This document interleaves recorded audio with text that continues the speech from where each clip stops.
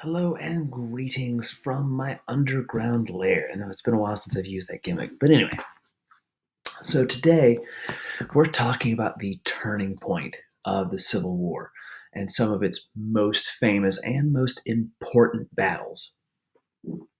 And they are nice helpful list right over here on the left: Fredericksburg, Chancellorsville, Gettysburg, and the Siege of Vicksburg. So today we're going to focus mainly on Fredericksburg and Chancellorsville because those two battles almost spelled the death of the United States Army.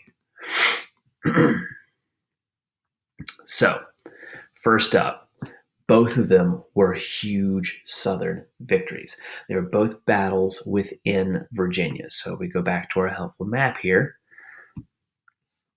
Fredericksburg and Chancellorsville both took place in Northern Virginia.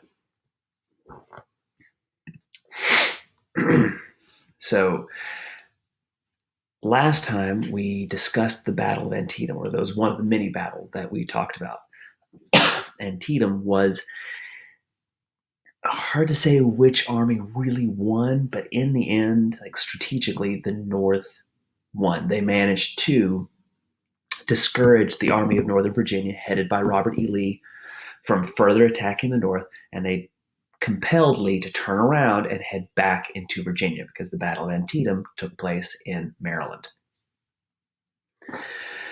Now, after that, General George B. McClellan, the head Union general at the time, was fired because he, one, failed to follow up, two, was very rude to Abraham Lincoln, and three, just proved that he wasn't that skilled a commander. He'd already had a string of defeats behind him. So Ambrose Burnside was put into command. And Ambrose Burnside charged into Virginia and attacked. And sadly, he marched straight at Virginia, was caught at Fredericksburg. And here's the thing about playing on the defense: if you plan it well, you can defend a long line with fewer troops and still win the day. And that's what Lee did. He had his troops dig trenches in the ground and build up stone earthworks. So the Confederate soldiers had this stone wall in front of them, which means they could attack from cover. So they're sitting behind a stone wall fortification and popping up and firing when they need to. Smart, right? But aren't a whole lot of opportunities in previous battles for that. But they managed it at Fredericksburg, and they decimated the Union Army. So after that, before Lincoln could fire him, Burnside retired, which then prompted Lee to put Joseph Hooker, General Joseph Hooker, the Union general with probably one of the funniest names. Joseph Hooker was put in command, and he confidently said, "Lee may ask for mercy, but I will give him none."